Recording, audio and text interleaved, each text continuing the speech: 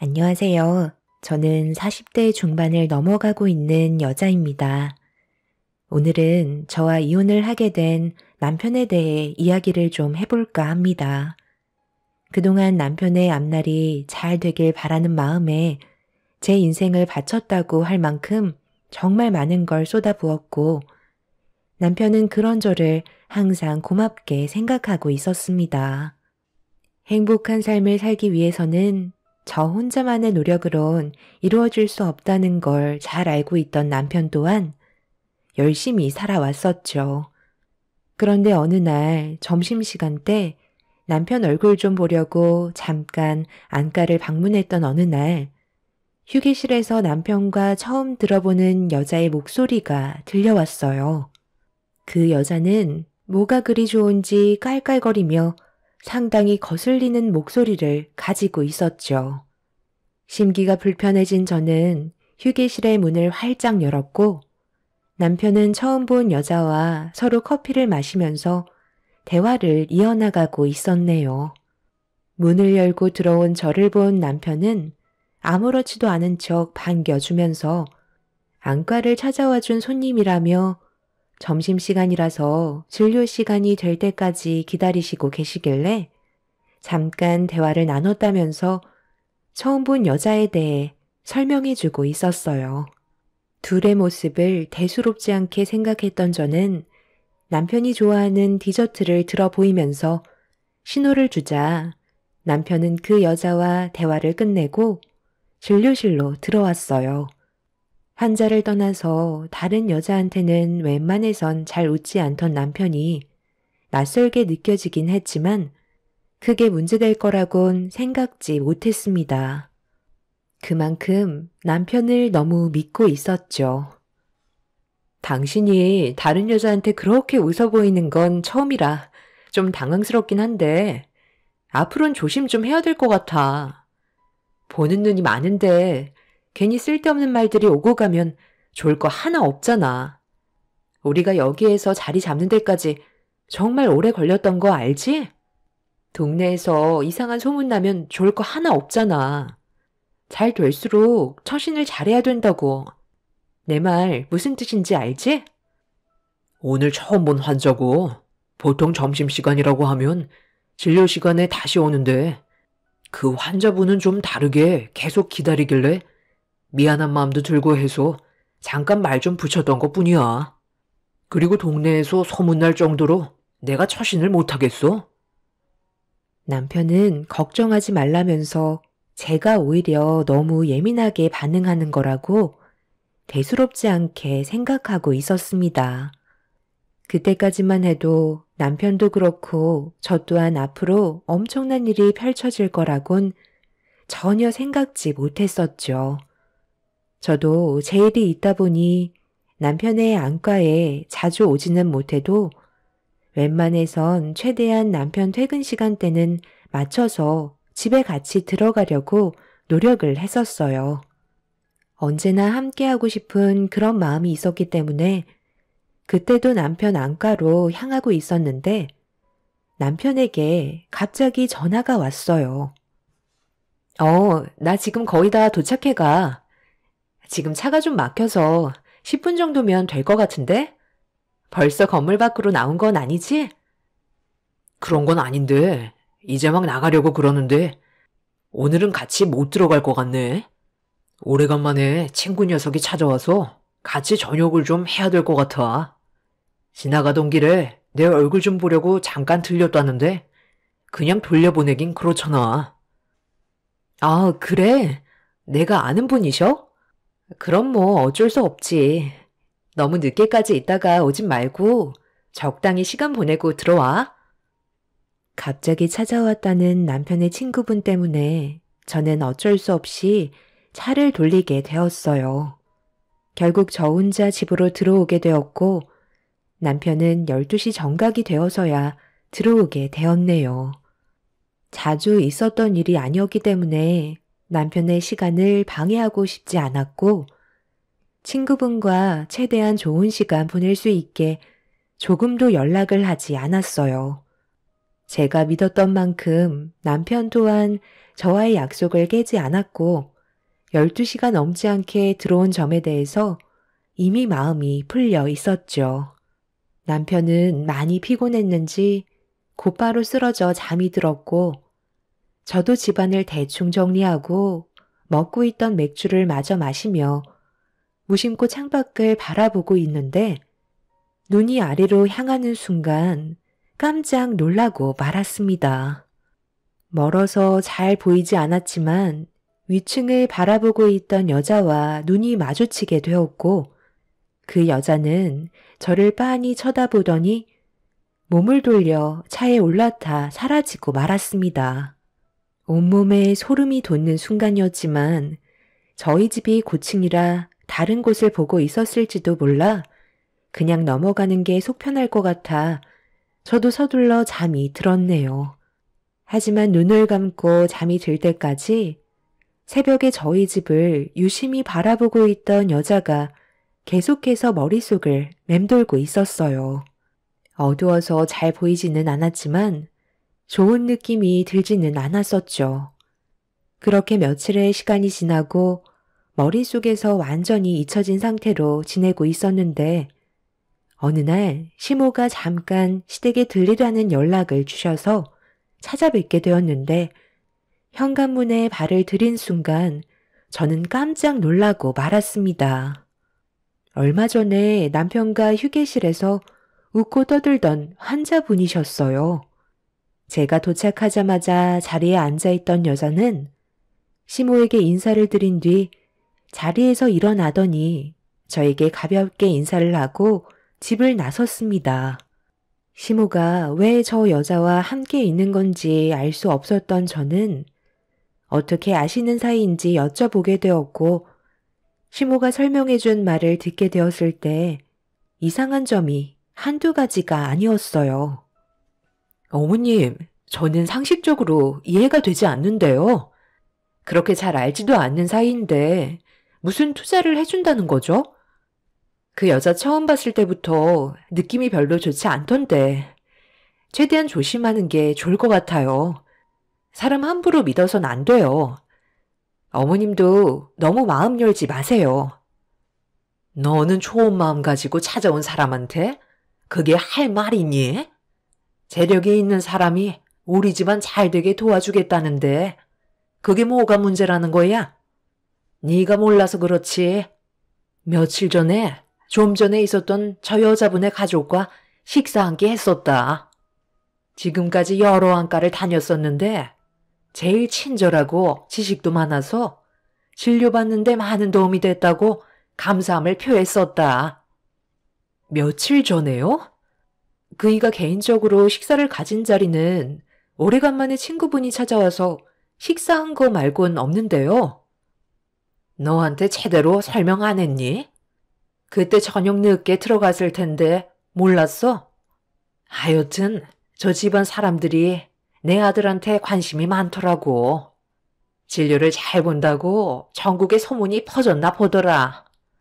서울에서 지방에까지 찾아온 걸 보면 정말 우리 아들이 대단하긴 한가 봐. 시모와 대화를 주고받으면서 남편이 저에게 거짓말을 했다는 거에 이미 기분은 상해버린 터라 시모의 말이 귀에 들어오지 않았어요. 저에게는 친구와 함께 저녁을 먹고 온다고 했으면서 알고 보니 휴게실에서 남편과 대화를 나눴던 그 여자의 집안과 식사 자리가 있었던 거였네요. 그리고 시모가 저를 부른 이유는 그때의 식사 자리를 대접받은 것도 감사한데 남편의 인생에 투자를 하겠다는 말에 너무 감사한 나머지 잔치를 해야겠다며 음식을 준비해야 할 것 같다는 말을 꺼내셨어요. 어려운 것도 아닌데 너는 뭐가 그리 불만인 거야? 그냥 시키는 대로 하면 되는 거지. 너한테 하기 힘든 걸 시키는 것도 아니잖아? 어머님, 그게 아니라요. 아무리 생각해봐도 이상하지 않아요? 서울에도 정말 많은 명의가 있을 텐데 굳이 지방에 있는 안과의까지 찾아와서 진료 몇 번 받았다고 그게 마음에 들어서 투자를 한다는 건 저로선 느낌이 별로 좋지 않은데요. 그 사람들이 우리한테 뭘 얻어갈 게 있다고? 쓸데없이 시간 내서 가족 단위로 찾아와선 식사까지 대접하겠어?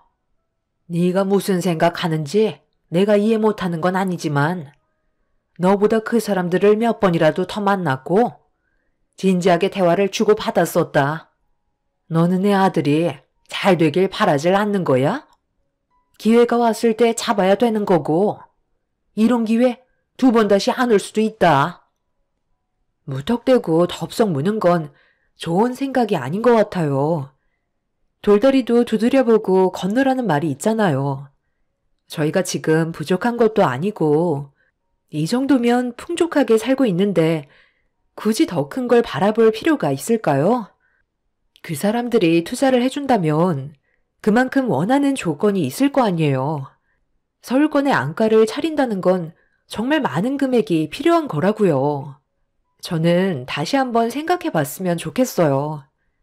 함부로 접근했다가 오히려 큰 피해를 보게 된다면 그땐 후회도 이미 늦어버릴지 모른다고요.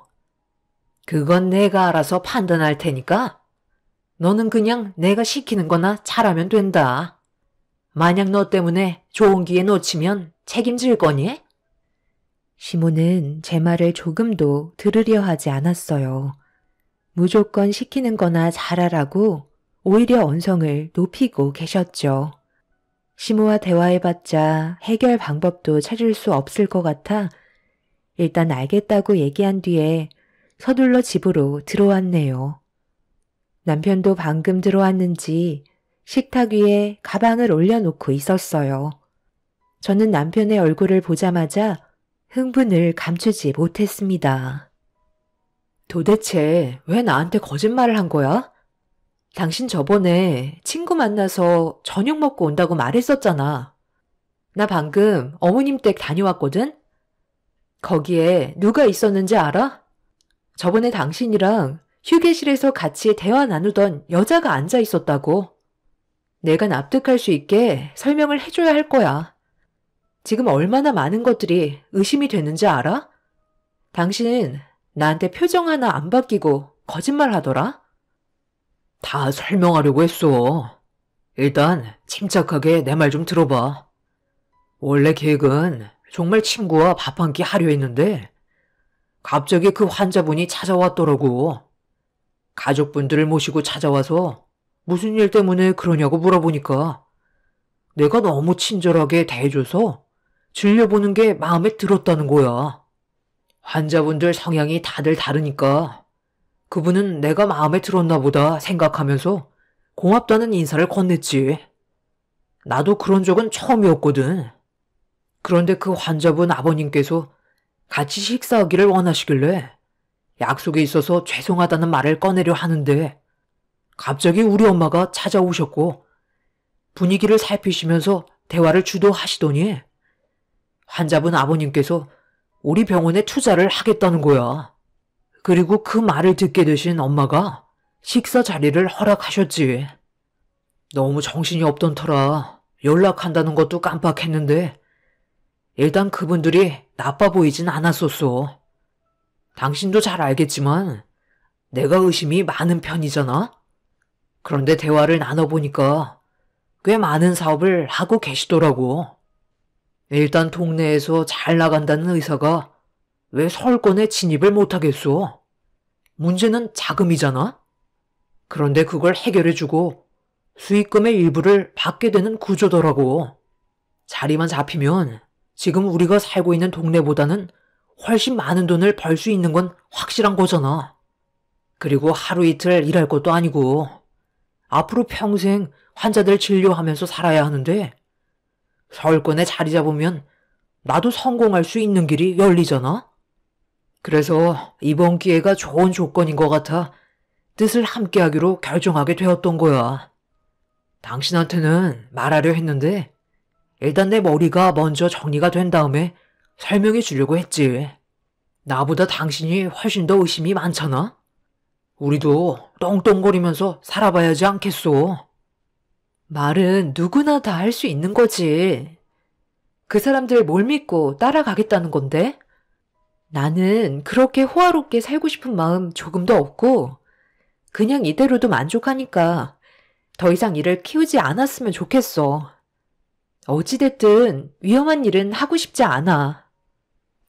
남편도 이미 서울에서 안과 차리는 걸 기대하고 있었는지 제 말은 귀에 들어가지 않았습니다. 이런 식으로 가다간 힘들게 쌓아온 집안이 순식간에 무너질 것만 같은 불안감이 엄습해와서 그 여자를 따로 만나봐야 할 것 같아 기회를 엿보고 있었습니다. 간호사분들께 그 여자가 오게 된다면 연락달라고 부탁을 한 뒤 기다리게 되었고 며칠 뒤 그 여자가 안과에 도착했다는 말이 끝나자마자 급하게 안과를 찾아가게 되었네요. 진료를 받기 위해 자리에 앉아있는 그 여자를 보자마자 가까이 다가가 대화 좀 나눠야 할 것 같다며 조용한 곳에서 대화를 이어나가게 되었습니다. 제가 누군지는 잘 알고 계시죠? 도대체 무슨 이유로 저희 남편에게 계속 접근하는 거죠? 환자분 집안이 돈이 그렇게 많아요? 돈이 많아서라기보다 원장님의 실력이 이런 총구석에서 썩히기에는 아까운 것 같아 병원을 서울권으로 옮겨주겠다는 거예요. 그게 잘못된 건 아니잖아요? 저를 이상하게 생각하시는 것 같은데 저는 그냥 투자자일 뿐이에요.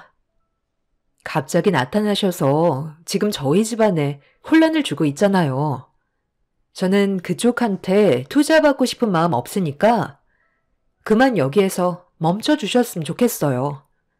저희는 지금 이대로 사는 것도 충분히 만족하거든요. 괜히 남의 인생에 끼어들지 마세요. 혹시 지금 저를 경계하시는 거예요? 제가 원장님을 어떻게 할까봐 불안하세요? 둘이 따로 만나는 시간이 많다 보니 그런 생각을 가질 수도 있으시겠지만 엄연히 저희는 비즈니스 관계예요. 그리고 이번 기회에 놓치면 감당할 자신은 있으세요? 원장님께서 능력이 되고 훨씬 더 발전 가능성이 높으신데 굳이 왜 동네 총구석에서 썩히게 만드시려는 건지 저는 이해할 수가 없어요. 제가 원장님의 와이프라면 무조건 받아들이고 원장님이 더 큰 꿈을 펼칠 수 있도록 뒤에서 지원했을 텐데요. 무슨 가두리 양식장도 아니고 사모님이 원하는 대로 원장님이 움직여야 한다는 건 혼자만의 이기적인 생각 아닌가요? 제가 아예 돈을 준다는 것도 아니고 투자를 하고 수익금의 일부를 나눠 가진다는 조건 하에 서울권으로 진입을 시켜주겠다는 건데 정말 앞뒤가 꽉 막히셔서 제가 더 이상 무슨 설명을 드려야 할지 모르겠어요. 어차피 입 아프게 설명드려봤자 결국 반대하실 거잖아요? 저는 사모님과 다르게 시간이 금인 사람이에요. 쓸데없는 시간 낭비하고 싶지 않으니 먼저 일어나겠습니다. 그 여자는 저와는 더 이상 대화를 섞고 싶지 않다며 자리에서 일어나 안과로 들어갔어요. 그리고 저희 남편에게 진료를 받기 위해 진료실 안으로 들어갔습니다. 속이 말이 아닌데도 남편은 그런 제 마음은 전혀 모른 채 그 여자와 웃음이 끊이지 않았습니다. 아무것도 해결하지 못한 채 어떻게 해야 할지 모르는 제 모습이 너무 한심해 보였어요. 남편은 이미 모든 게 확고했고 저를 무시하면서 그 여자와 손을 잡았습니다. 그런데 제가 생각했던 거와 다른 방향으로 흘러가기 시작했고 정말 서울권의 안과를 차려주었네요. 그 여자는 저를 바라보면서 너무 속고만 살아왔던 것 같다고 좀 더 넓은 시야로 봐야 할 것 같다는 말로 저를 무시하고 있었습니다. 그 여자의 집안에서 남편에게 투자한 금액은 17억 정도였고 위치도 상당히 좋아 개원을 하게 되면 상당히 많은 환자분들이 찾아와 주실 것 같아 보였어요. 시무한 남편은 기뻐 날뛰며 곧 개원할 안과를 보면서 꿈만 같다고 행복을 감추지 못하고 있었습니다. 시모는 지방 총구석에서 벗어나 서울권의 자리를 잡을 수 있게 해준 사람들에게 보답을 해줘야 할 것 같다며 잔치상을 차려야겠다며 일정을 잡으셨고 저는 시모의 지시대로 음식을 만들 수밖에 없었네요. 제가 생각했던 거와 정반대로 흘러가게 되다 보니 오히려 저는 할 말이 없었고 남편과 시모는 그런 저를 보며 오히려 막대하기 시작했습니다. 하마터면 저 때문에 인생을 망칠 뻔했다고 안 좋은 눈빛으로 바라보고 있었네요.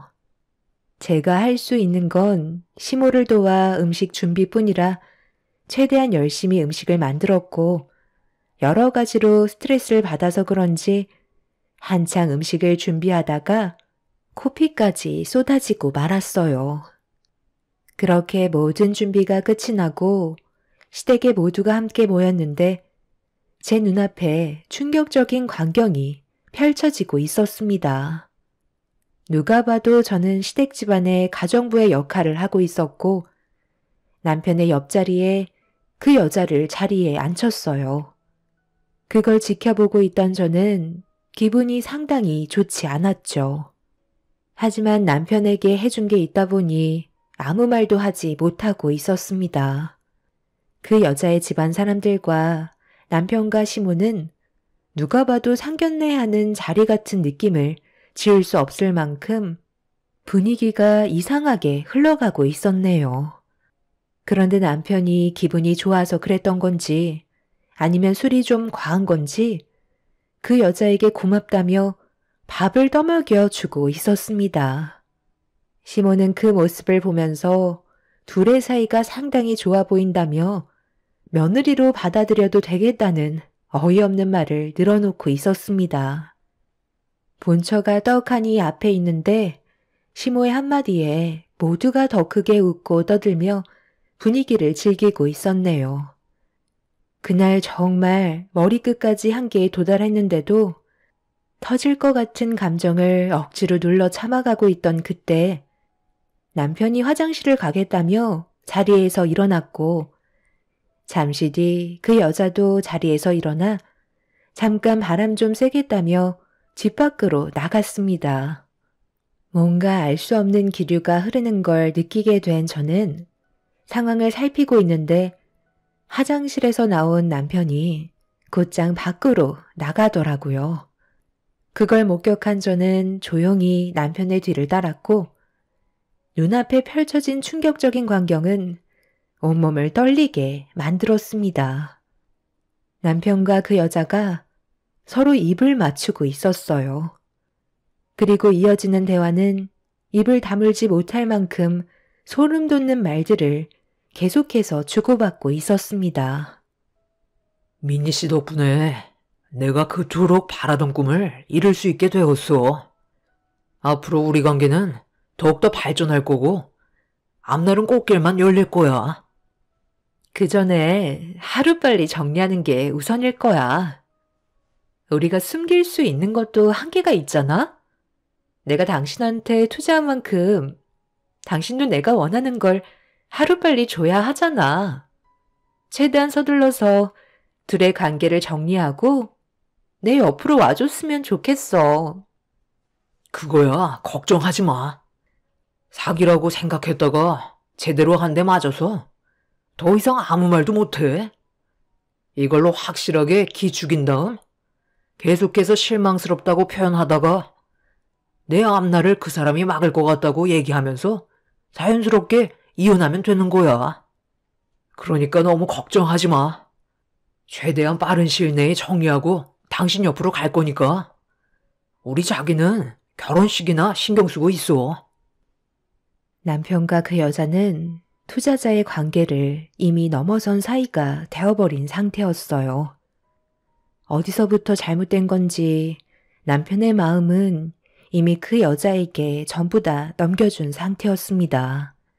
너무 믿기 힘든 일들이 눈앞에 펼쳐진 바람에 다리에 힘이 풀려 버렸고 저는 급하게 화장실로 몸을 숨겼습니다. 남편에게 받은 배신이 너무 크게 다가왔는지 떨리는 마음을 진정시킬 수 없었고 결국 그 자리에 함께 있을 수가 없어서 급하게 짐을 챙겨 집으로 돌아가려는 순간 현관문 앞에서 남편과 상간녀를 마주하고 말았습니다. 그런데 상간녀가 제가 보는 앞에서 갑자기 남편의 팔짱을 끼더니 슥 기대더라고요.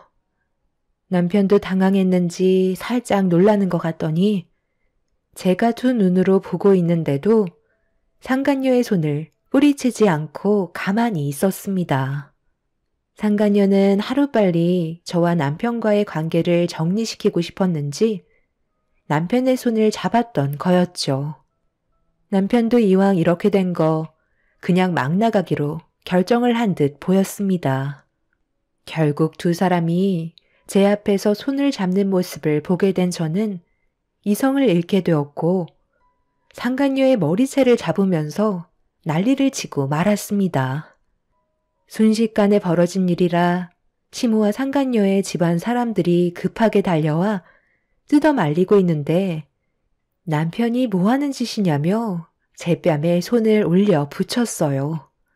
그리고 뒤이어 시모가 제 머리채를 잡아 뒤흔드셨죠. 남편과 결혼해서 정말 열심히 살아왔고 모든 걸 쏟아 부었는데 돌아오는 건 남편에게 뺨을 맞은 거와 시모에게 머리채를 잡힌 거였네요. 저도 질세라 시모를 밀쳐내고 남편과 상간녀 얼굴에 사정없이 손을 올려 붙였습니다. 상간녀는 사람도 임자가 있다며 저와는 인연이 아니라면서 서둘러 이혼하라는 말을 거침없이 뱉었습니다. 저 혼자 속고 있었던 거였지 이미 시댁 집안과 상간녀의 집안은 서로 모든 대화가 끝이 난 상태였어요. 결국 모든 걸 잃게 된 상태로 혼자 집에 들어오게 된 저는 오열을 하게 되었고 집을 지키고 있던 애들은 제가 눈물을 보이자 당황스러워하고 있었네요. 모든 사실을 전부 다 털어놔야 하는데 차마 남편에게 다른 여자가 생겼다는 걸 입 밖으로 꺼낼 수가 없었습니다. 저를 배신한 사람과 더 이상 살아갈 마음이 없던 저 또한 이혼을 생각하고 있었고 이 사실을 저희 부모님께 알리자 집안은 또 한 번 난리가 나고 말았습니다. 하지만 남편은 저희 부모님께 죄송하다는 한마디를 하기는커녕 오히려 자기 인생의 앞날을 막은 사람이 저라고 더 큰 목소리로 저희 부모님께 대들고 있었네요. 결국 저희 부모님께서 쓰러지시기까지 했지만 남편은 제가 알던 사람이 아니었어요. 항상 저에게 고마워하며 모든 일이 잘 될 수 있게 뒤에서 노력해줘서 여기까지 올 수 있었다고 매일 밥 먹듯 얘기했던 사람이 더는 제가 쓸모없다는 말을 꺼냈을 때 정신적으로 버티기가 너무 힘이 들었습니다. 결국 남편도 저보단 돈이었던 거였죠. 그렇게 남편과 함께 했던 모든 세월들을 정리한 뒤에 이혼 서류를 들고 남편이 개원한 안가로 들어가려 하는데 상간녀가 전화 통화를 하면서 급하게 안가에서 나와 어디론가 달려가더라고요. 상당히 다급해하며 불안한 모습을 보이고 있었고 무언가를 숨기고 있는 것 같은 느낌이 들어 그 뒤를 밟았습니다. 그렇게 찾아간 곳은 어느 요양병원이었어요. 그리고 그곳에서 충격적인 광경과 이어지는 대화는 왜 상간녀가 남편한테 접근했는지 알 수 있었고 믿을 수 없는 일들이 진행되고 있었죠. 그렇게 모든 사실을 알게 된 저는 다시 안가로 돌아오게 되었고 남편은 상간녀에게 푹 빠져선 이혼 서류 가지고 왔냐며 서둘러 도장 찍고 제출하자고 보채고 있었습니다. 자기가 선택한 인생이니 어쩔 수 없는 거였지만 정말 안타까운 순간이었죠. 잘 생각했어. 소송까지 가는 것보다 적당한 금액에서 합의 보는 게 제일 좋다니까. 오늘 이 시간 이후로 각자 인생에 더 이상 끼어들지 않았으면 좋겠어. 나는 다시 시작하게 된 삶이기 때문에 그 누구의 방해도 받고 싶지 않아. 내 자식들에게도 미안하지만 지금 나는 새롭게 시작한 가정에 충실해야 되지 않겠소? 그러니 당신이 애들한테는 잘 좀 설명해줘. 아빠가 보고 싶어도 나는 절대 앞에 나타나지 않을 거야. 그리고 그렇게 하는 게 모두가 조금이라도 덜 아프지 않겠소? 그래, 당신이 선택한 인생이니 앞으로 잘 살면 그만이겠지. 나도 확실하게 얘기하는데 그 어떤 일이 있더라도 절대 찾아오지 마. 당신이랑 나는 오늘 이 시간 이후로 끝인 거야. 그런데 그거 알아? 당신이 아직 하나 모르는 게 있는 것 같은데 그 여자가 얼마나 무서운 사람인지 나중에 깨닫게 될 거야. 사람은 복수를 꿈꾸게 되면 자기 인생도 버리게 되는 거거든. 갑자기 그게 무슨 말이야? 너는 아직까지 나한테 미련이 남은 거야? 어차피 도장 찍었고 끝난 관계인데 더 이상 상관하지 마. 네가 무슨 말을 해도 나는 듣지 않을 거니까. 이제 각자 갈 길 가면 될 것 같은데? 이거 뭐야? 왜 이런 걸 나한테 주는 건데? 그곳에 가면 모든 진실이 밝혀질 거고 당신이 몰랐던 또 다른 세계가 펼쳐질 거야. 앞으로 잘해봐. 넌 인생 정말 꼬였어. 남편은 제가 건넨 요양병원 명함 한 장을 쥐곤 어리둥절해하는 표정으로 바라보고 있었습니다. 하지만 남편은 듣기 싫다며 제가 건넨 명함을 던져버리면서 실성한 개처럼 날뛰기 시작했어요. 상간녀인 그 여자와 갈라서게 만들려고 계획한 거 뻔히 안다고 알고 싶어 하지 않았습니다. 저는 마지막에도 상간녀에게 빠져나올 수 있는 기회를 줬지만 남편은 그 기회조차 발로 걷어차 버렸네요. 그렇게 저는 남편에게 넉넉한 이혼 위자료를 받게 되었고 재산 분할과 정신적인 피해 보상을 끝으로 인연을 끊게 되었습니다. 물론 상간녀한테도 가정이 깨지면서 얻게 된 손해에 대해 소송을 걸어 위자료를 받은 다음 완벽하게 관계 정리를 끝내게 되었네요. 그리고 6개월이 지났을 시점에 전 남편이 저희 집에 갑자기 찾아와 다급하게 문을 두드렸고 문을 열자마자 무릎을 꿇었습니다. 여보, 내가 잘못했어. 한 번만 용서해줘. 그땐 정말 정신이 나갔었나 봐. 당신이 하는 말을 전부 들었어야 했는데 돈에 눈이 멀어서 잘못된 길을 선택하고 말았어. 나 다시 돌아오고 싶어. 애들도 보고 싶고 예전에 행복했던 삶을 되찾고 싶다고. 당신이랑 이혼한 지 6개월이나 지났는데 이제 와서 뭘 바로 찾겠다는 거야? 우리는 벌써 못 볼 걸 다 봤잖아. 그리고 그때 뭐라고 그랬지? 2번 다시 얼굴 안 보고 살기로 해놓고서 이제 와서 이런다고 내 마음이 다시 바뀔 것 같아? 내가 말했던 요양병원 가봤나 봐? 그 사람들의 목적이 뭔지 이제 알겠지? 너는 평생 먼저 세상 떠나신 아버님의 죄를 대신 지어야 할 거야. 남편은 제 앞에서 손이 발이 되도록 빌면서 오열을 했지만 이미 물은 엎질러진 상태였어요. 제가 남편과 결혼하기 전에 벌어졌던 충격적인 사건이 하나가 있었습니다. 시부가 오래전에 시모 몰래 바람을 피우고 있었는데 시모한테 걸리는 바람에 상간녀를 데리고 도망을 친 적이 있었어요. 그런데 상간녀가 시부와의 관계를 밝히겠다며 난리를 친 적이 있었고 서로 몸싸움이 격해지다가 시부는 상간녀를 강하게 밀쳐버렸었네요. 그런데 그 순간 넘어지면서 바닥에 돌출되어 있던 무언가에 눈을 다치게 되었고 결국 실명을 하게 된 거였죠. 그때 당시 시부의 상간녀도 가정이 있었는데 그 상간녀의 딸이 바로 지금의 상간녀였던 겁니다. 도망을 치고 잠적해버린 시부는 예기치 못한 사고로 세상을 떠났지만 그분은 시부가 살아있다고 알고 있었는지 자신의 눈을 그렇게 만든 거에 대해 복수를 꿈꾸고 있었던 거였죠.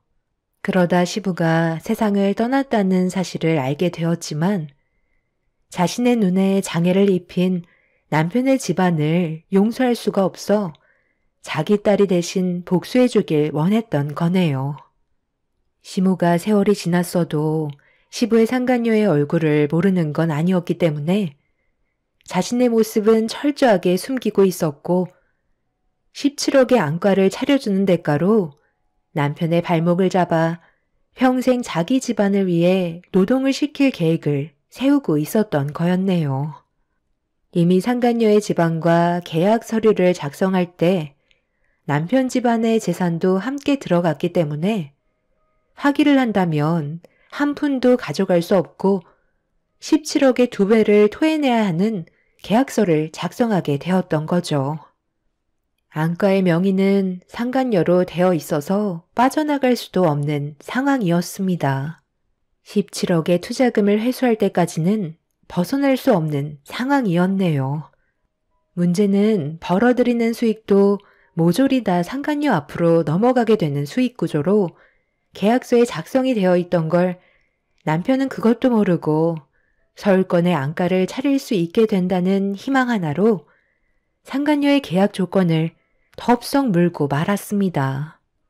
이런 사실들을 시부의 상간녀가 계획했다는 걸 전부 다 알게 된 시모와 남편은 자신의 선택을 후회하고 있는 중입니다. 시부의 상간녀는 평생 앞도 못 보고 살아왔던 고통을 받아봐야 한다고 절대 용서하고 싶어 하지 않고 있네요. 남편은 돈을 쫓아서 시부의 상간녀의 집안을 선택했고 시부의 상간녀의 집안은 복수를 위해 접근한 사건이었네요. 둘 다 참 안타깝기만 합니다. 얻는 것보다 잃게 되는 게 훨씬 많을 텐데 두 집안 다 너무 미련한 것 같네요. 오히려 저는 이 정도의 피해에서 끝난 게 다행일지도 모르겠어요. 남편이 저를 놓쳤다는 거에 평생 후회하며 살길 바랄 뿐입니다. 제 사연 들어주신 분들 감사합니다. 안녕하세요. 저는 40대 초반 여자입니다. 많은 나이는 아니지만 그동안 정말 열심히 살아왔었는데요. 최근에 제 눈앞에 펼쳐진 광경을 보게 되면서 제 인생을 다시 되돌아보게 되는 계기가 되었고 많은 변화가 찾아왔네요. 저는 8년 전에 남편과 결혼을 하고 시댁으로 들어가서 살 수밖에 없는 불가피한 상황을 겪을 수밖에 없었어요. 남편이 시부모님의 과수원 일을 도우며 살아왔었기 때문에 저와 따로 나와 살기에는 여러 가지로 걸리는 게 많았어요. 근처의 집 하나 구해서 일을 할 때만 과수원에 나와 시부모님을 도우면 된다는 그런 단순한 문제가 아니었기 때문에 장기적으로 봤을 때 많은 어려움들이 있었죠. 저도 시댁에서 생활하는 걸 꺼려했고 이 문제로 남편과 많은 갈등이 있었습니다. 이런 상황 속에 제가 시댁에 들어가 살기로 결심하게 된 결정적 이유는 시부모님께서 저를 정말 딸처럼 잘 대해주신 행동들에 대해 감사해서 남편과 함께 과수원 일을 돕기로 결정하게 되었죠. 그렇게 저는 남편과 함께 과수원 일을 돕기 시작하긴 했지만 문제는 시골 생활을 해본 적이 없던 저였기 때문에 처음에는 적응하기가 쉽지가 않았어요. 그러다 보니 저도 모르게 꽤 오랜 기간 동안 우울증이 찾아오고 말았네요. 시부모님과 남편이 옆에서 힘들어하는 저를 관심 가져주고 옆에서 많은 노력을 해주신 덕분에 힘겹게 이겨낼 수 있었고 어느새 저도 자연스럽게 가수원집 며느리가 돼 있었습니다. 그렇게 정신없이 시부모님을 도우면서 시댁 생활을 하던 도중 저에게는 이쁜 아이가 둘이나 찾아왔고 그렇게 많은 사랑을 받으며 몇 년간은 정말 잘 지내왔었어요. 처음에는 정말 힘들었지만 그래도 시간이 지나다 보니 시댁에 들어오기로 결정 내린 게 좋은 선택이었다고 느낄 수 있었습니다. 아이들한테도 자연은 도심에서 배우지 못하는 많은 것들을 접할 수 있었고 건강하게 잘 자라고 있는 아이들을 보며 너무 행복했었어요. 그런데 어느 날 가수 언니를 하다가 시부께서 갑자기 뒷목을 접고 쓰러지셨고 급성 뇌출혈이 찾아오셔서 너무 갑작스럽게 세상을 떠나시고 마셨습니다. 그때도 넓은 가수원에 흩어져서 작업을 하고 있었는데 원래 시모가 시부 옆에 항상 붙어서 일손을 도왔었지만 그날 하필 시모가 다른 볼일이 있으셔서 시내에 나가셨었고 무리하게 일을 마무리하시려다가 혈압이 오르셨는지 멀리에서 일을 하던 남편은 쓰러지신 시부를 발견하지 못했고 돌이킬 수 없는 상황이 오고야 말았죠. 뒤늦게 시부를 발견한 남편이 구조대에 연락을 취해 응급조치를 취했지만 시부는 돌아오지 않으셨고 때마침 볼일을 끝내고 돌아오신 시모는 양손에 들고 계셨던 물건을 떨어뜨리시곤 그 자리에 주저앉아 오열을 하셨네요. 바닥으로 떨어진 건 다름 아닌 매번 시부의 건강을 위해 챙겨드렸던 장어즙이었어요. 그날도 어김없이 시간 맞춰 찾으러 가셨다가 예상치 못한 일이 발생이 되었던 거였죠. 그때부터 한동안 시댁 집안은 정상으로 회복되는데 상당히 오래 걸렸었고 시부가 세상 떠나신 이후부터 시모의 성격 또한 많이 변하셨습니다. 완전히 다른 사람으로 변하신 시모의 모습이 저희 부부는 적응을 하지 못할 정도로 정말 힘들었었어요. 시부가 떠나셔서 그 아픔으로 인해 잠시 동안 우울증 증세를 보이시는 거라고 생각했었는데 그 기간이 몇 달이 지나고 1년이 지나자 저희도 점점 지쳐가게 되었죠. 어떤 위기가 찾아와도 가족은 서로 뭉치고 헤쳐나가다 보면 빛이 보인다는 말을 들었기 때문에 저희도 어려운 상황을 이겨내면 분명 좋은 결과가 찾아올 거라 믿고 있었죠. 하지만 시모는 노력하고 있는 저희를 봐주려 하지 않았어요. 시모의 눈에 거슬리는 행동을 보인다면 무조건 짚고 넘어가셨어요. 그러다 보니 저도 조금씩 불만을 털어놓고 말았죠. 너는 어떻게 된 게 우리 집안 며느리로 들어온 지 벌써 7년이 넘어가는데 아직도 집안일이 이렇게 서툴러서야 되겠니? 도대체가 조금도 바뀌지가 않아. 처음에는 시골 생활을 안 해봤기 때문에 시간이 지나면 괜찮아질 줄 알았는데 우리 집에 처음 들어왔을 때나 지금이나 그대로면 내가 화가 안 나겠어? 애만 싸지르면 다 넘어갈 거라 생각하는 건 큰 오산이다. 맨날 애 핑계 대면서 과수원 일은 전혀 안 하려 들잖아? 빨리 나가서 우리 아들 일손 도와주지 못해? 어머님, 저 지금 애들 씻기고 있었잖아요. 제가 하루가 모자랄 정도로 얼마나 바쁜 줄 아세요? 때 되면 밥 차려야 되고 애들 씻기고 집안일까지 전부 다 한 다음 남은 시간 과수원에 나가서 모자란 일손 돕고 들어오는데 어머님은 아버님 세상 떠나시고 과수원 일에는 손가락 하나 까딱하지 않으시잖아요. 그래도 시간 지나면 괜찮아지실 줄 알았는데 날이 가면 갈수록 어머님 히스테리 감당하기가 너무 힘들어요. 이제는 제발 다시 예전으로 돌아오셨으면 좋겠어요. 뭘 예전으로 돌아가? 너는 우리 집안의 며느리로 들어올 때부터 마음에 안 들었어. 그냥 내 아들 총각 만들기 싫어서 받아준 것뿐이야. 외국인이랑 결혼하는 것보단 그래도 대화가 통하는 한국인이랑 결혼하는 게 좋은 거니까 받아준 것뿐이라고. 그동안 좋게 얘기하고 잘 대해준 건 전부 다 너를 과수원으로 들이기 위해서였다. 그걸 아직까지 눈치채지 못한 네가 그만큼 멍청하다는 거야. 일 다 봤으면 세탁기 돌리고 빨리 나가서 일이나 해라. 어머님은 뭐 하시게요? 맨날 집에만 계시지 말고 이제 좀 바깥 바람 좀 쐬시고 동네 분들과 여행도 다니세요. 햇볕을 쬐지 못하니까 짜증만 늘어가시는 거라고요. 솔직히 저도 그렇고 그이도 참는데 한계에 도달했어요. 저한테 상처 주시려고 막말하셔봤자 소용없어요. 제가 생각보다 멘탈이 강하거든요. 시모는 저에게 어떻게든 상처를 주려 하셨고 그런 모습이 이골이 났던 저도 시모의 말에 반박하면서 불만 섞인 말투를 던지게 되었습니다. 시모는 그런 저를 보며 더욱더 크게 화를 내셨지만 아랑곳하지 않았어요. 그렇게 시모를 대하는 감정이 점점 안 좋은 쪽으로 위기가 흘러가면서 시모와의 대화에 목소리가 높아지는 걸 느낄 수 있었습니다. 이러다 언젠가 크게 터질 것 같은 불안한 느낌이 들었지만 저도 참는 데는 한계가 있어 결국 과수원에서 남편의 일손을 돕고 들어오다가 돌발 상황이 생기고 말았습니다.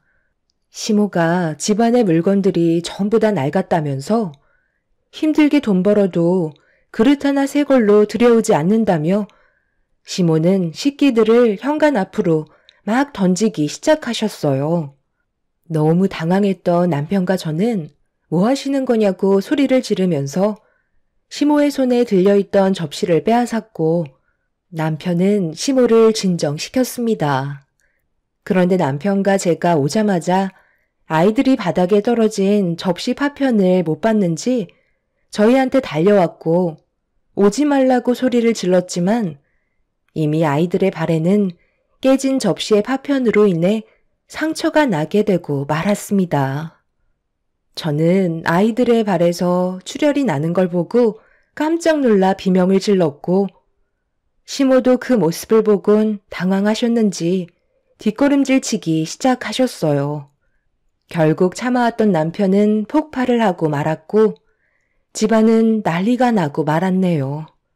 다행히 아이들의 발바닥이 심하게 다친 건 아니었지만 그래도 병원에 가서 정확하게 확인을 해보는 게 좋을 것 같아 남편의 도움으로 병원에서 치료를 받을 수 있었고 그렇게 집으로 다시 돌아와 겁에 질렸던 아이들을 진정시킨 뒤 겨우 재운 다음 방에서 나오지 않으시는 시모의 방으로 남편과 함께 들어가게 되었고 진지하게 대화를 이어나갔네요. 더 이상은 이렇게는 못 살 것 같아요. 아버지가 세상 떠나신 지 벌써 1년이 넘었는데 저희가 언제까지 엄마의 히스테리를 전부 받아줘야 하는 거예요? 지금 집안 꼴을 보세요. 단 하루도 편할 날이 없었고 서로 얼굴 붉히며 살고 있잖아요. 저도 그렇고 엄마도 이런 삶을 원하지 않으셨겠지만 이게 현실이잖아요. 돌이킬 수 없으면 받아들이고 새롭게 시작하셔야지. 맨날 이 사람만 보면 얼굴 붉히면서 화부터 내시잖아요. 애들이 뭐라는 줄 알아요? 할머니가 너무 무섭대요. 계속해서 이런 식으로 사실 거면 저도 이제 과수원 일 때려치우고 그냥 다른 일 알아보도록 할게요.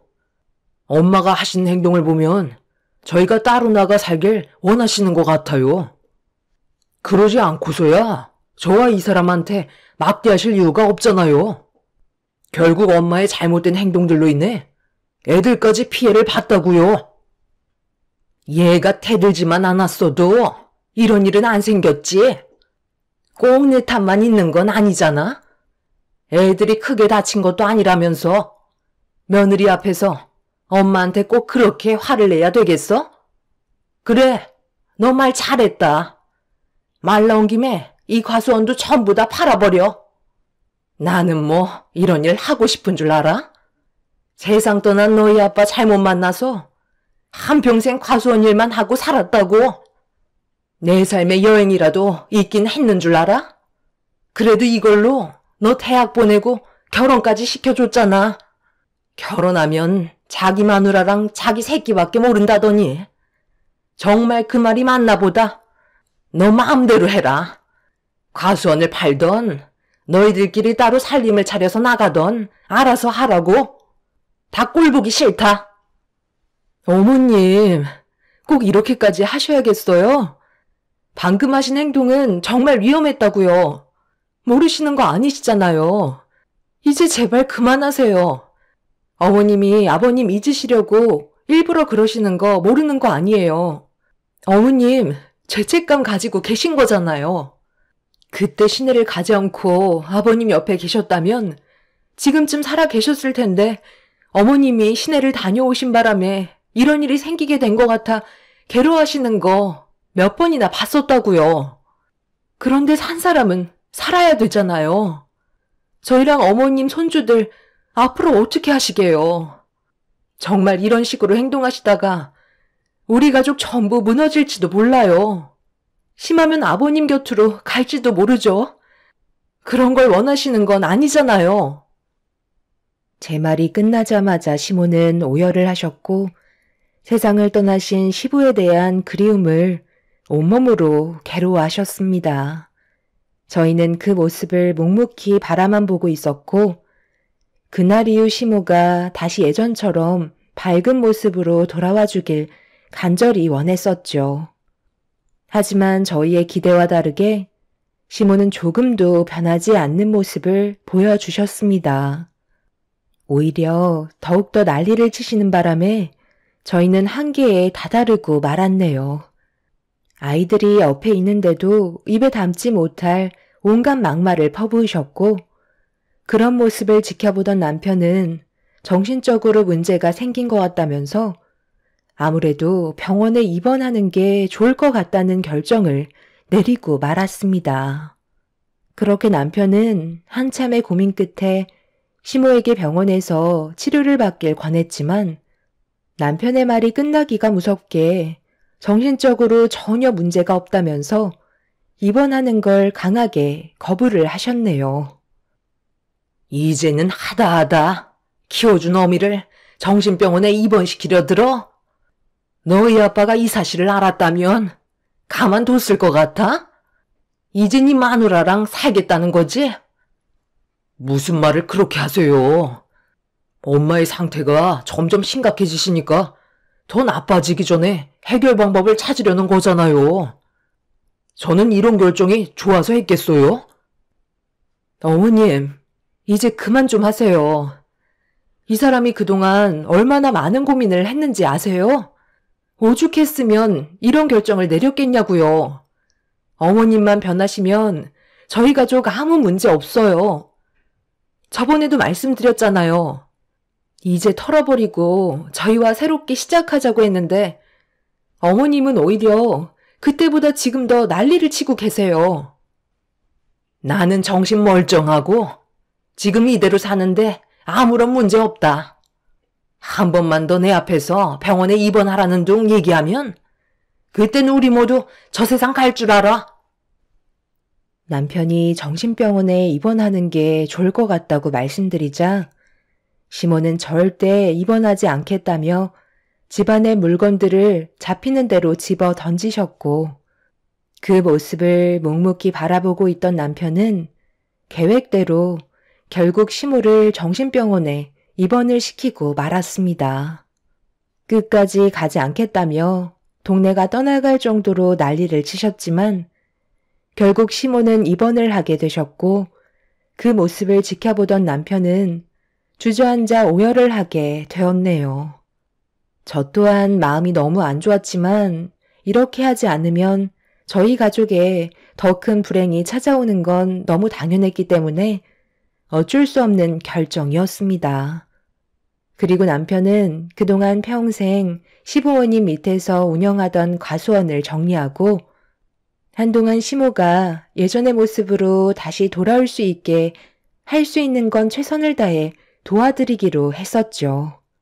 그렇게 열심히 병원에서 원하는 요구를 들어주었고 그렇게 시모가 하루라도 빨리 다시 예전처럼 좋아지길 간절히 원하며 정신병원에 면회를 하던 어느 날 시모께 저는 너무 큰 상처를 받고 말았네요.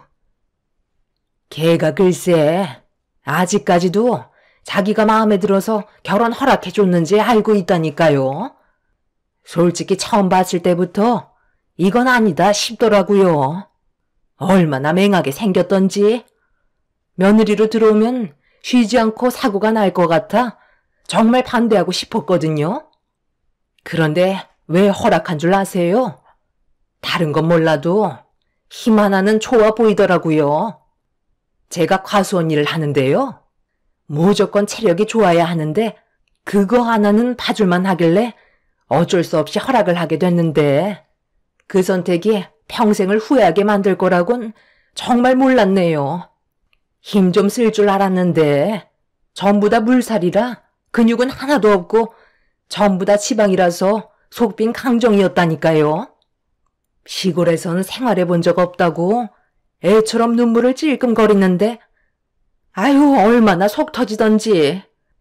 뭐가 힘들다고 우울증약까지 복용하는 거 보고 복장 터지는 줄 알았어요.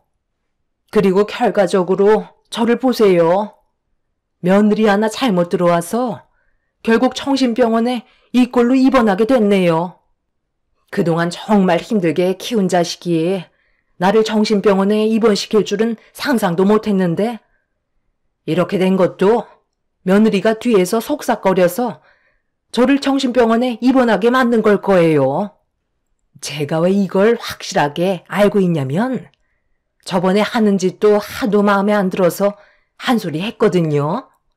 그러다 접시를 깨트렸는데 그걸 손주들이 밟아서 살짝 상처가 난 걸 가지고 앙심을 품고 저를 여기로 억지로 입원시켰네요. 어머님, 정말 너무하시네요. 꼭 그렇게까지 저를 나쁜 며느리로 만드셔야 속이 편하시겠어요? 여기 계신 분들이 무슨 잘못이 있다고 어머님이 하시는 말을 들어줘야 되는 거예요? 결국 본인 얼굴에 침 뱉는 행동이라는 거 모르세요? 병원에서 치료는 잘 받고 계시죠? 최대한 빨리 마음 추스르고 저희 예전처럼 웃고 살아요. 그렇지 않으면 어머님 평생 여기에 계셔야 한다고요. 그렇게 살고 싶지 않으시잖아요. 저희랑 같이 여행도 다니고 그동안 못 다니셨던 좋은 곳 구경 많이 시켜드릴 테니까 어머님이 가지고 계신 불만들이나 안 좋은 감정들 전부 다 털어내세요. 그렇지 않으면 함께 할 수 없다는 거 어머님도 잘 아시잖아요. 내가 왜 너랑 같이 살아야 되는 거니? 내 아들과 둘이 살면 몰라도 너랑은 절대 함께하고 싶지 않다. 무슨 뜻인지 이해하지? 나는 너를 며느리로 인정하지 않는다는 거야. 그리고 그 꼴 보기 싫은 얼굴 앞으로 안 봤으면 좋겠는데 언제까지 병원에 올 거니?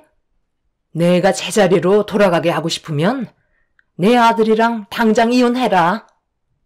그럼 나도 심적으로 편해지고 앞으로 조용히 살아갈 수 있을 것 같다. 이거 아니면 앞으로 평생 네 면상 안 볼 거니까 생각 잘해야 될 거야. 시모와는 정상적인 대화가 불가능할 정도였어요. 대화가 이어질 수 없다 보니 점점 얼굴을 붉히게 되더라고요. 그래서 어쩔 수 없이 저는 당분간 병원을 오지 않겠다고 결심하게 되었고 시모에게 인사를 드린 뒤 다시는 오지 않겠다며 등을 돌렸는데 그 순간 제 등 뒤에서 무언가 떨어지듯 쿵 하는 소리가 병실에 울려 퍼졌고 고개를 돌려 확인을 하자마자 급하게 간호사를 부르게 되었네요. 시모가 갑자기 쓰러지셔서 너무 당황하고 말았어요. 한동안 깨어나지 못하고 계신 시모를 지켜보던 의사는 정밀검사가 필요할 것 같다는 의견을 주셨고 뒤이어 남편이 병원에 도착을 하면서 시모의 건강 상태에 대해 심각한 대화를 주고받고 있었습니다.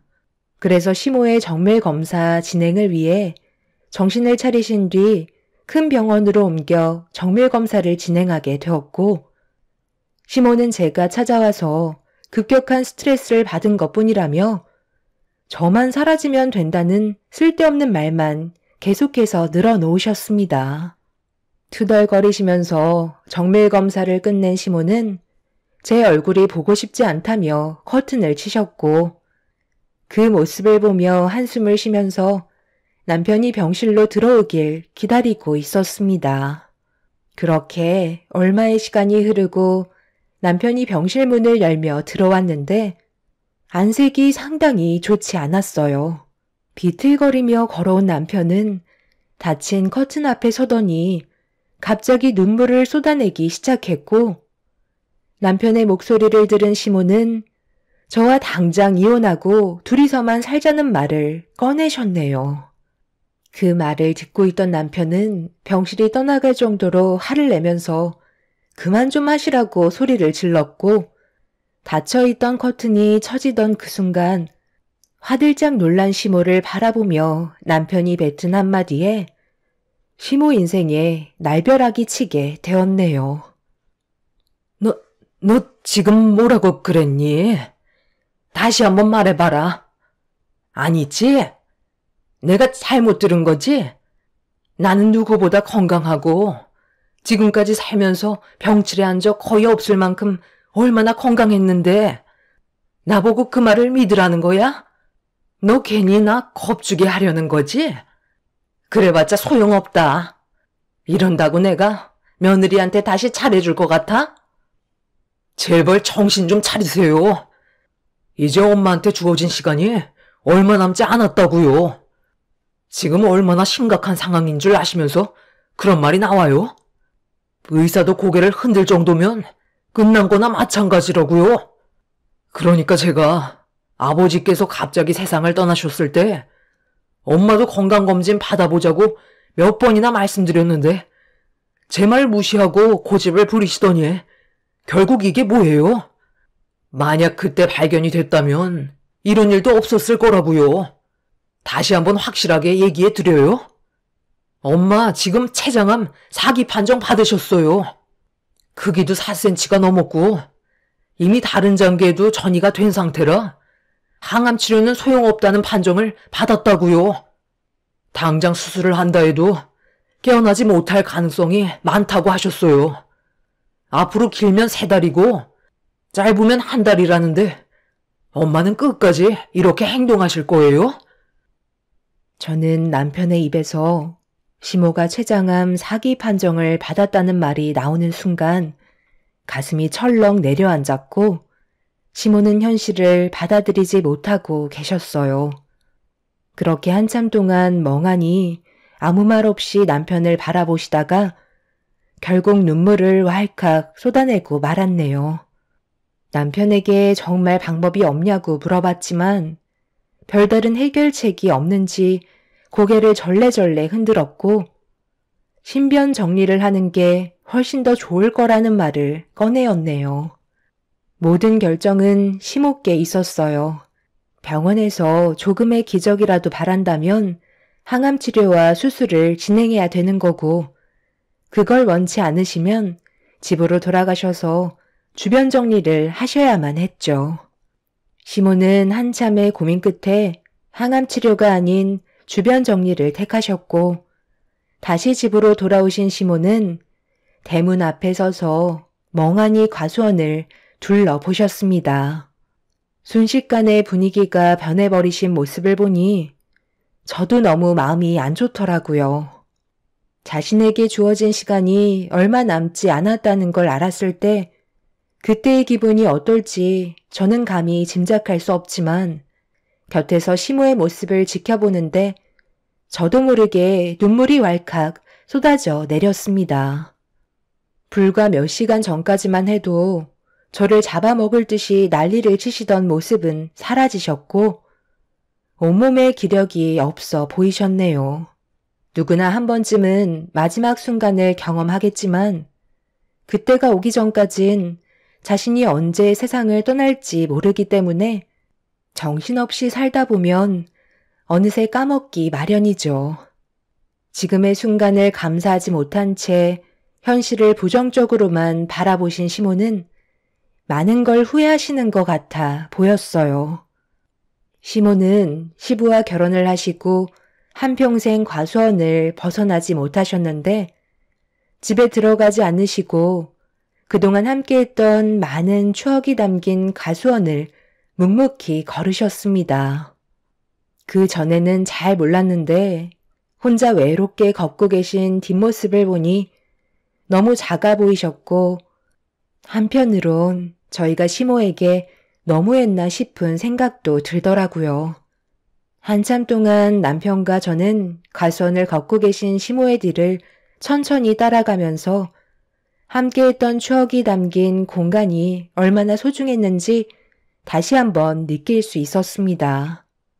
힘든 날도 많았지만 시부가 함께했을 때 서로 웃으며 행복했던 날들이 훨씬 더 많았기 때문에 저희 가족에겐 너무나도 소중한 공간이었어요. 시모는 그렇게 한참 동안 앙상한 가지만 남은 가수원을 걸으시다가 집으로 들어가셨습니다. 그리곤 거실에 앉으시더니 저희도 자리에 앉으라며 손짓을 하셨네요. 내가 그동안 너희들한테 많은 상처를 주고 못살게 굴었던 건 정말 미안하게 생각한다. 나도 그이가 세상을 떠난 뒤 정신적으로 너무 힘들다 보니까 여러 가지 복합적인 감정들이 너희들한테 표출된 것 같구나. 상처받는 거 뻔히 알면서도 내 괴로운 마음을 계속해서 숨기고 싶었다. 그러면 안 되는 걸 알면서도 우리가 함께했던 좋았던 기억들이 계속해서 떠올라 나를 너무 힘들게 만들었어. 그래서 안 좋은 기억들을 더 만들어 좋은 기억을 지워버리려는 미련한 행동을 하고 말았단다. 그러면 안 되는 줄 알면서도 너희들만 보면 계속 세상 떠난 그 사람이 떠오르는 걸 어쩌겠니? 그래서 괜히 심술 부린 거고 너희들의 마음에 상처를 준 건데 내가 잘못 생각하고 있었던 것 같아. 나는 현실을 부정하려 했던 거고 받아들이지 않았던 거야. 아들, 네가 나한테 했던 말처럼 모든 걸 받아들이고 남은 사람들끼리 행복하게 잘 살기 위해 노력해야 된다고 했었는데 엄마는 미련하게 너희 아빠가 세상을 떠난 걸 인정하고 싶지 않았다. 지금도 현관문을 바라보고 있으면 가수원 일을 마치고 배고프다며 먼지를 털면서 들어올 것만 같고 자다가 눈을 뜨면 내 옆에서 코 골며 자고 있을 것 같아 매 순간이 너무 괴로웠었다. 둘이서 여행 한번 제대로 가본 적 없었지만 그래도 서로 의지하며 살아왔었는데 평생 함께할 줄 알았던 내 짝을 잃게 되니 모든 게 무너져 내렸고 인정하고 싶지 않았던 괴로움들을 너희들한테 표출해서 너무 미안하다. 나도 이제 곧 그 사람을 따라가겠지만 남은 시간 조용히 지내다 가고 싶구나. 시모는 저희 부부에게 그동안 정말 미안했다고 마음을 털어 놓으셨어요. 평생 함께할 줄 알았던 배우자가 세상을 떠나게 되는 아픔이 너무 괴로웠고 저희들만 보면 언제나 함께했던 시부가 계속해서 떠올라 시모를 힘들게 한 것 같아 보였어요. 그런 시모의 마음을 어느 정도 이해할 수 있었고 그날 이후 시모는 남은 기간을 시부와 함께했던 공간에서 보내셨네요. 남편은 여행이라도 같이 갔으면 좋겠다고 했지만 시모는 저희와 손주들을 보며 지금의 순간을 최대한 눈에 담으려 하셨어요. 당신의 잘못된 행동으로 상처를 낸 손주들의 발을 직접 손으로 어루만지시며 할머니가 미안했다고 안아주셨네요. 그때 시모도 너무 놀라서 가슴이 철렁 내려앉았었다고 모든 걸 솔직하게 털어놓으셨는데 저희는 그것도 모르고 시모를 병원에 입원시켰다는 거에 너무 마음이 안 좋았어요. 그렇게 서로 지난 과거의 행동들에 대해 후회하며 주어진 현실에 최선을 다했고 많은 추억을 남기기 위해 슬픈 얼굴보다는 웃는 얼굴로 서로를 대했어요. 그리고 시모는 의사가 말했던 예정된 날짜보다 일찍 세상을 떠나셨습니다. 작별 인사도 없이 피곤하시다며 먼저 방으로 들어가 누우셨는데 그 모습이 저희들에겐 마지막이었어요. 남편은 깨어나지 못하시는 시모의 손을 어루만지며 오열을 했고 한참 동안 집안에는 울음소리만 울려 퍼졌습니다. 그렇게 시모의 장례를 치르게 됐는데 많은 생각을 하게 되더라고요.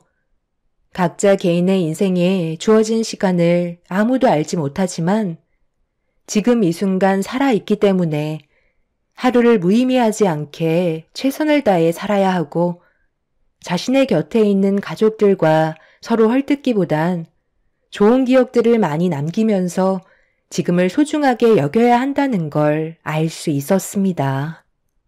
지금도 시간은 계속해서 지나가고 있고 지나간 시간은 절대 두 번 다시 돌아오지 않으니까요.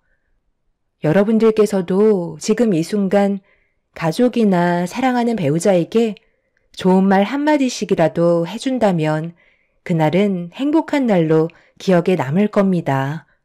매 순간 후회하지 않는 삶을 사시길 바랍니다.